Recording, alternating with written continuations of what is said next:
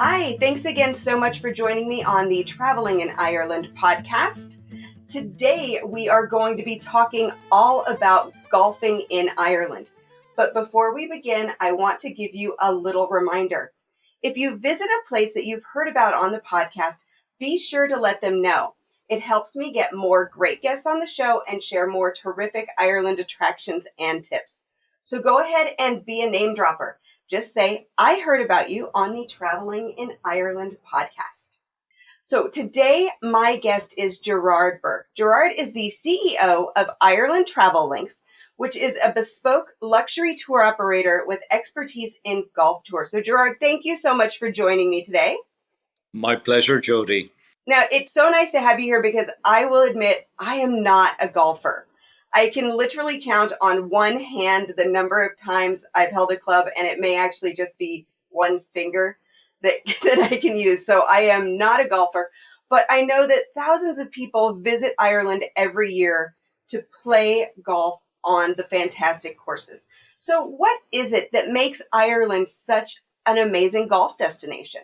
So, Jody, I suppose to start with, what makes Ireland interesting is really we're out here in the outer periphery of Europe, just like England and Scotland is. And these courses started out as what we call seaside golf.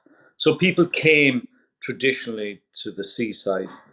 They stayed in these resorts. They played golf. So it was very, golf wasn't a big business back then. But what makes them special is their terms like, golf links. Now, we ask ourselves the question, what is links like? Where does that name come from? So the term links comes from the land that links the foreshore and the inland, known as the link land. And the link land is always sand. And links, by their nature, are always on the sea. Some maybe in large lakes up around Michigan and places like that. But generally, because, Ireland is quite coastal, we are blessed with having, some of the finest links courses in the world. And to your question, like what makes them popular, it's, generally our weather is considered sometimes a little inclement, you get a lot of wind, a lot of rain. And the challenge to play links golf is different to what most Americans, especially, will play in inland tree line courses with some water, maybe. But the challenge to play links golf is what they aspire to do.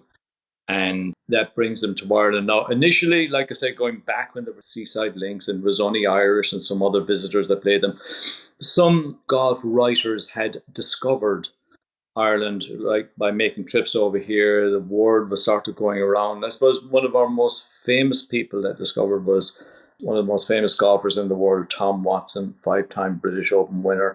He was lifelong friends with a guy by the name of Sandy Tatum, who was a former president of the USGA, Rhodes Scholar. And he was always telling Tom Watson, you've got to come to Ireland and play, especially Ballybunion. And when he did, the very first time he came, he was asked what he thought of it. And he said, this is probably the best course in the world. And that was a fair accolade for us to receive. And lo and behold, Americans were as scarce as hen's teeth. And suddenly, by virtue of that accolade, and this was, I know we're talking way before what we have now in social media and everything like this, word went out to the golfing world, and Americans started to come in their droves. And of course, say especially from the east coast of America, you can get a red-eye flight over in the evening. You can be there first thing in the morning. You can play golf that day. We speak the same language. There's little subtleties in there maybe, but we tick a lot of boxes from that point of view, and it's an attractive proposition. And then, of course, on top of that, the diaspora, you've got we say there are two types of Irish. There are those who are and those who want to be. So every American that I've ever met claims to have some Irish blood in them, however small, whatever percentage it is. So yeah, it's a big deal for them, not just even coming to play golf, but the Irish connection, Right. is important to them. That is so interesting. I never knew that about the links courses and why they were named that way. And that makes so much sense. And, thinking about the difficulty of it being right on the ocean, Because I don't know, I feel like at least where I live in the US, golf is kind of a fair weather sport. You're not playing it in the rain, you're not playing it in the extreme wind. But I know that there are golfers out on those links courses all year round. It takes a lot of wind to get them off the course. And so, Yes, correct. And that's interesting that you make that point because it is a fair weather sport for a lot of Americans.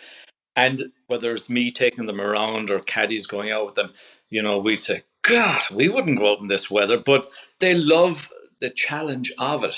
They just love, like, I think that gives them even more to talk about. That I won't say it was unplayable, but like the wind is going left and right and everything. And it just makes the whole thing exciting for them, especially if they come in groups and they talk about every shot they played afterwards. Like, they go, oh my God, you see where that ball went, when we were coming off the ocean at 100 miles an hour, and sideways rain. And it makes the whole experience even better again for them. Now, we prefer if they get better weather because it's a fair tested course, but because a lot of these links courses are traditionally not like they're sub 7,000 yards. So a lot of the courses that are in climates that are usually better, like they have to make them longer because there's no wind. So the wind is your obstacle. The wind restricts, like, since you can hit the ball.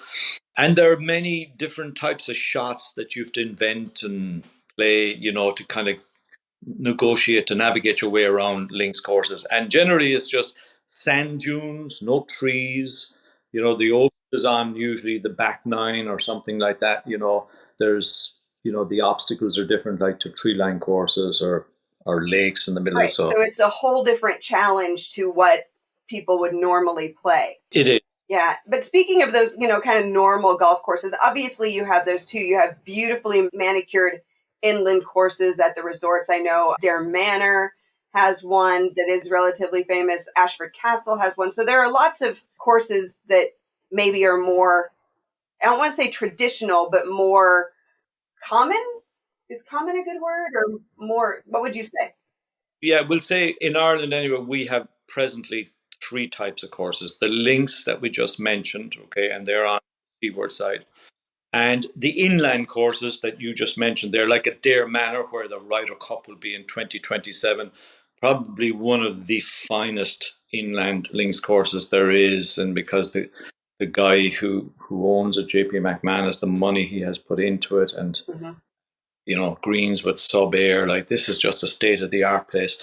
Then the third type, which really only emerged in the last number of years, a place called Old Head and Hogshead. Now they're what we call headland golf, generally on cliff edges, rock underneath, neither links nor inland, but maybe leaning a little bit towards more like links because they're usually on the seaward side.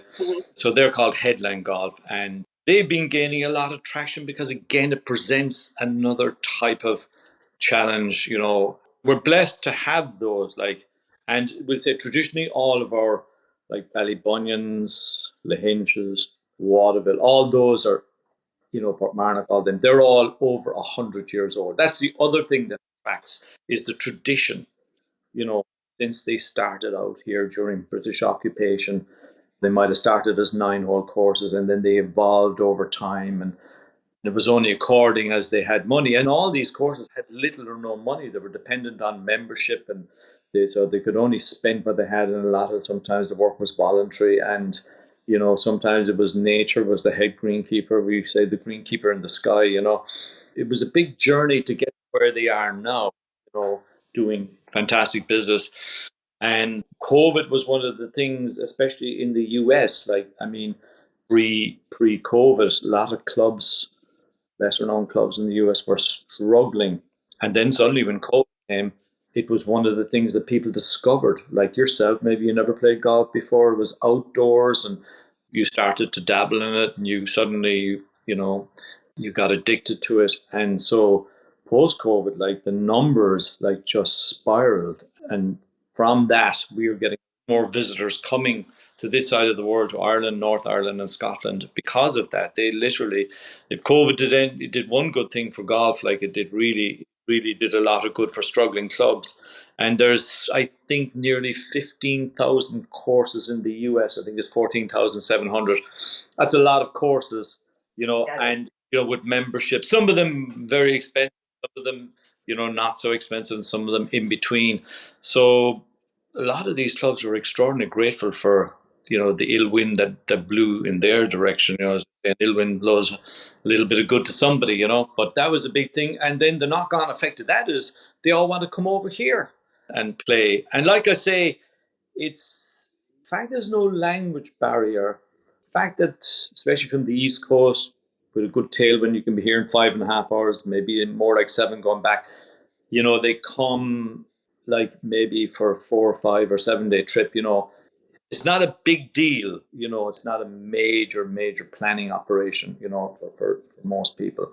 Okay, if you come from the California Midwest, yeah, you're It's a little further. Iowa, your travel times a lot is going to be a lot longer. But invariably, a lot of golfers, like, it will be one of their dreams to go to, like, Ireland or Scotland, play golf in their lifetime. They'll plan a trip with either 4 people or 8 or 12 or 16, or it could be, couples, 3 or 4 couples that twice both play or whatever. Right. And I've noticed that when I talk to people who are planning a golf trip, it is really centered around golf. There might be some other things going on, but they know the courses they want to play. They want to go one course to another course to another course, not a lot of dabbling in between. So they are truly there for the golf experience. And knowing that, when people are wanting to come and really immerse themselves in golf, kind of what does their day look like? What do they need to know? Are there any tips they need? Because I know that you will do the bookings for the courses for people who are working with you. But if somebody's coming over and let's say they're renting a car, are there any tips or tricks they need to know about booking into courses, or maybe some course etiquette that might be a little bit different? Yeah, it's probably very hard for people to. I wouldn't be advising them to drive anyway, because they're going to drive on the other side of the road. If you can at all get somebody to take you around, it's a much better experience. Because usually, if you're driving and you're going to have a few beers after a round of golf, it's not, and you're negotiating narrow roads and windy roads, not a good idea. Now, because if you plan a golf trip in Ireland, you practically have to plan 1 year in advance at least, because you're not going to get on otherwise. And like you mentioned there, everyone has their kind of, like, if I go to the US and I go to California, and I want to play Cypress or I want to play Pebble, you want to play the good course, and they'll have one or two they want to play, and then they will listen to your suggestions about other places I think you should play as well. But they'll all have, 2 or 3 that is a must for them, because they'll have heard from other fellow golfers and members in their club. Oh, you got to go here, you got to go there. And their typical day, I suppose, if they're being chauffeured around, Jody, well, then they really don't have to think too much, which is a nice way to do it. They get taken from their hotel to the golf course, and that usually might involve a 30 minute ride or an hour's ride, and usually it's all very scenic where you're going.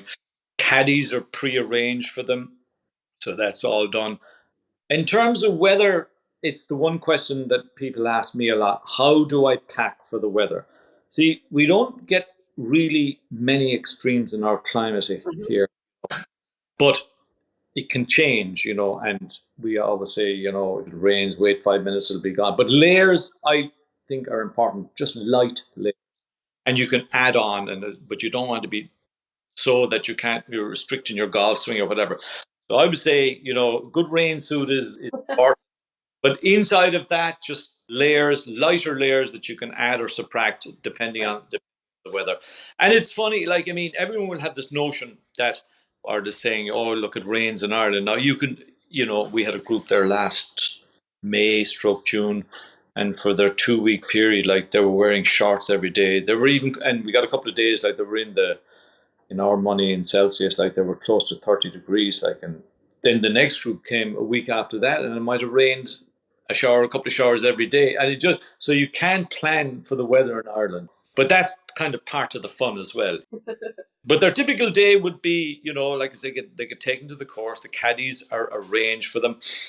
And, it typically takes 4.5 to 5 hours to play because usually with caddies, they're giving them lots of information and they're to enjoy the course. Then they'll come in and they'll have something to eat.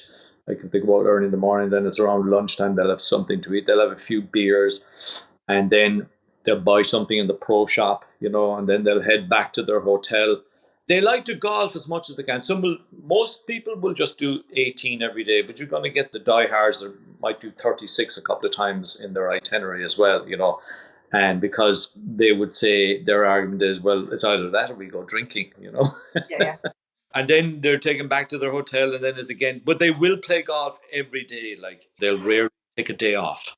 They're here to play golf, like you said, and they're here, to experience the great courses that we have to offer. So it's golf, eat, and drink, basically. So, is there any golf etiquette in Ireland that might be a little different than someplace else? Anything people might want to keep in mind or know about in advance so they don't, put down the Yeah, wrong foot? it's pretty standard across the board, no hats in the clubhouse, use of cell phones, or it's pretty standard across the world now in that respect, And I think Americans are kind of well versed in etiquette anyway in their own club. So it's you kind of universally the rules are pretty much the same. So I don't think there's anything really there that All right. they might ask you like, do we need to bring a blazer? So there's an Right. odd club maybe in parts of the UK and Scotland that you might need a blazer for going, but it's kind of quite rare to be honest about it. So casual, smart casual. That's it. Smart casual. There you go. Smart casual and layers. Yeah, they don't like you wearing jeans and stuff like that playing golf. It's smart casual. Whether they're tailored shorts or tailored pants, whatever. Smart casual. Yeah. So, Gerard, let's shift a little bit and talk Yeah. about Ireland Travel Links, which is the company that you run. And actually, it's a family business, if I am remembering correctly. And tell me a little bit about what you do. I know that I looked, and the golf tours that are listed on your site offer a great overview of locations and services. So, share a little bit about what you offer.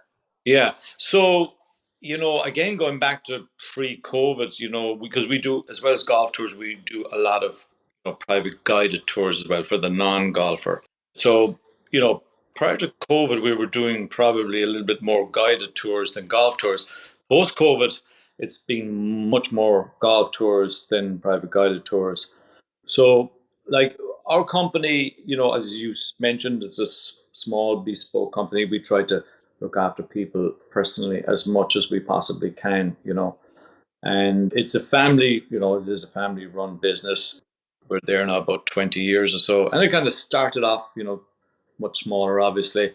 And we gain traction through referrals, and through people like, we're still getting referrals from 16 and 17 years ago. People keep your name.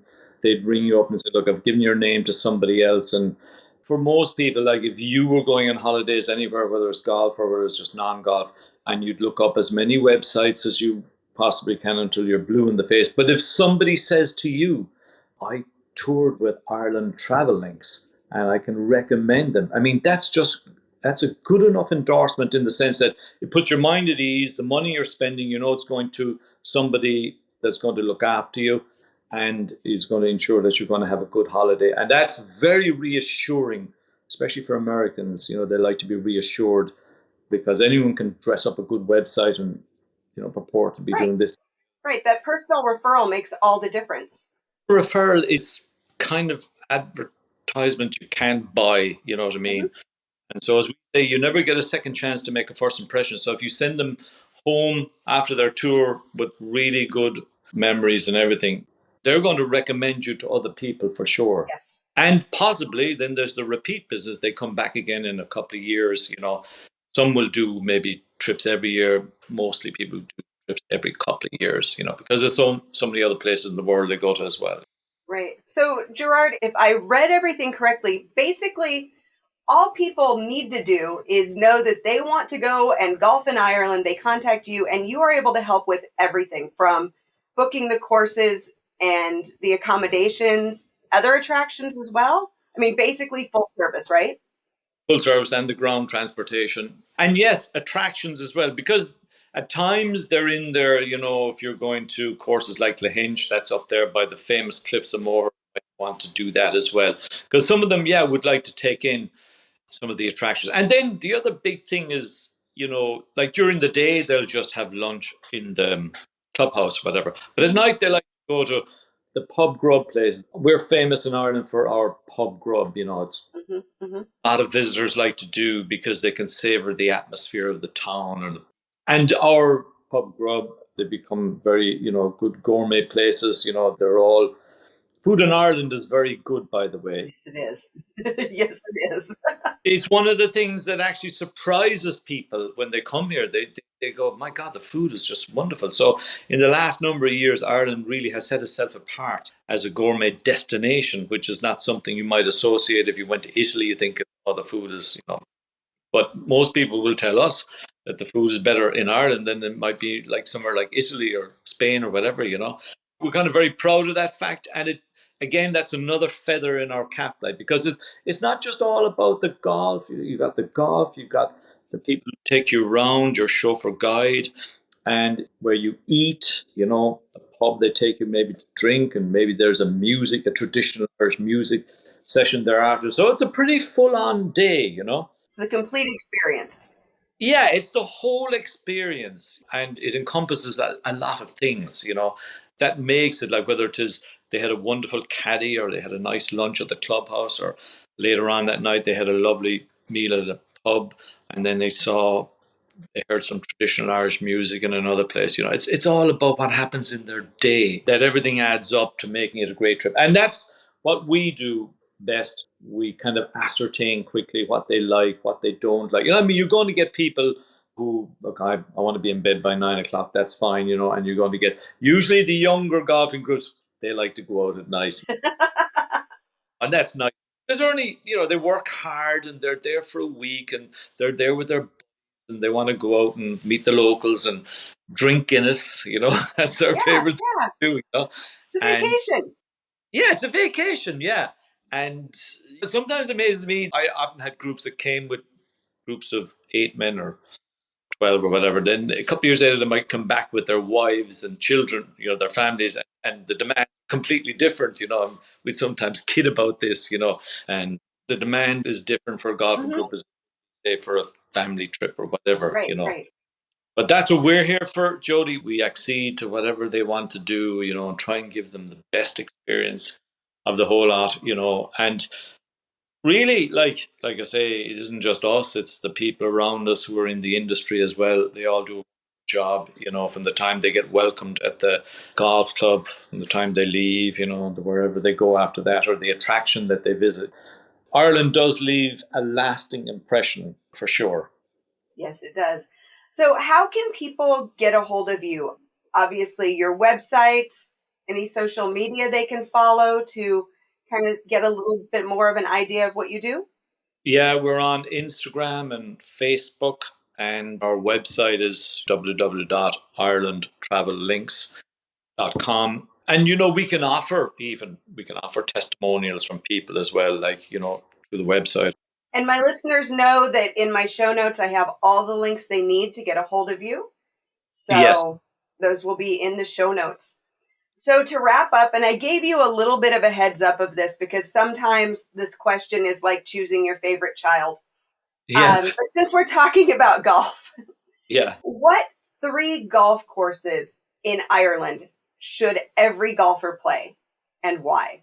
And I know that's an awful question. It's a hard question, but I'm really interested to hear your thoughts.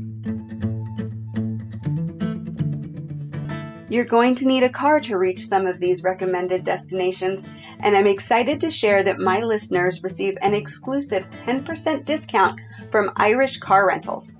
All you have to do is visit IrelandFamilyVacations.com/ICR, and that will take you directly to the booking page and my exclusive 10% discount. Again, that's IrelandFamilyVacations.com/ICR. Now, let's hear about these recommended destinations.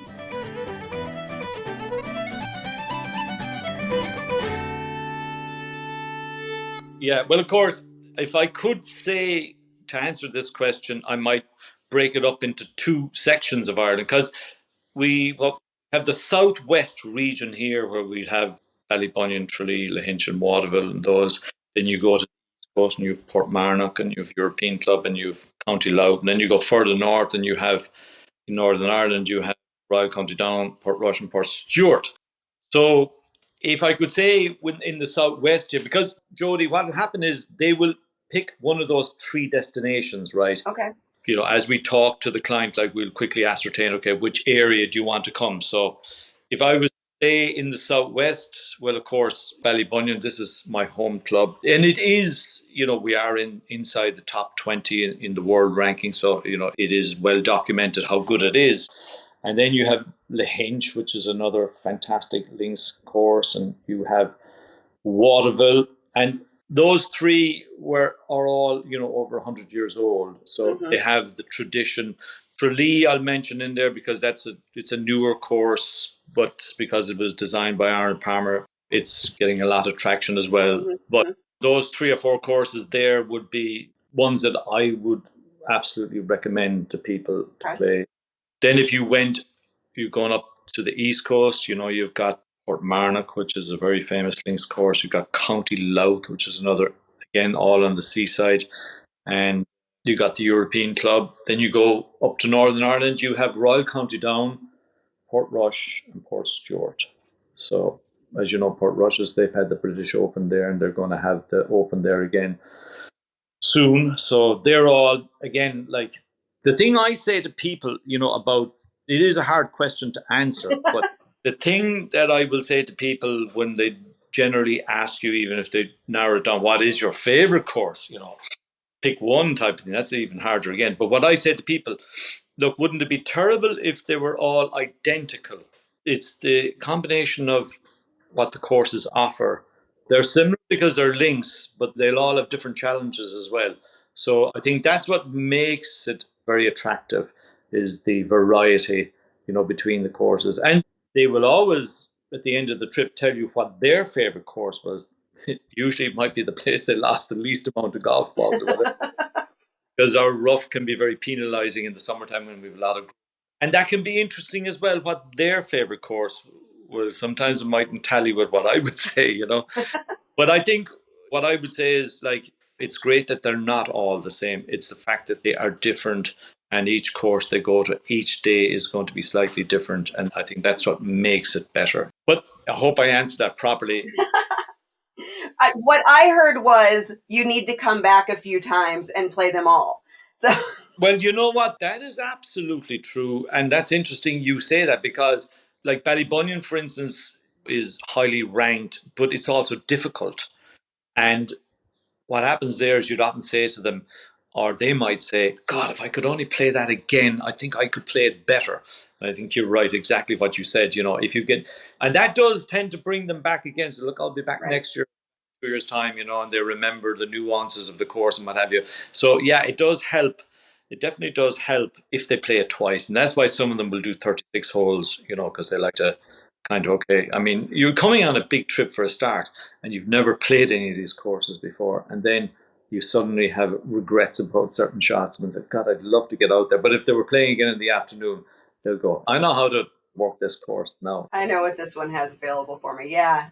Oh, gosh. This has been so informative, Gerard, especially for somebody who, like I said, doesn't golf. It's just so interesting, the history and the differences and things. And I really appreciate you taking the time to chat with me today. My pleasure, Jody. My pleasure. Well, for a non-golfer, your questions were very good. And you should Thank you. Game, and come to Ireland, right? And see what it's all about. Yes.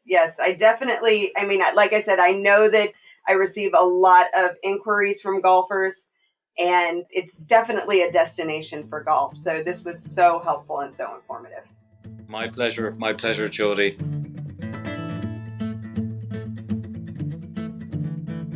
I don't know about you, but I learned so much about golf in Ireland in this chat, and I just can't thank Gerard enough for popping in, sharing this information, and maybe inspiring you to head to Ireland and pick up a club. If you enjoyed this podcast, please leave a 5-star review at Apple Podcasts, Amazon Music, Spotify, or wherever you listen to podcasts.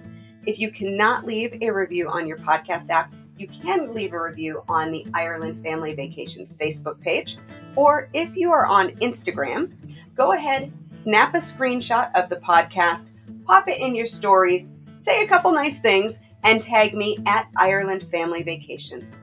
If you have questions or comments, you can always email me, Jody, Jody, at IrelandFamilyVacations.com. Thanks so much for listening, and until next time, Slán go fóill.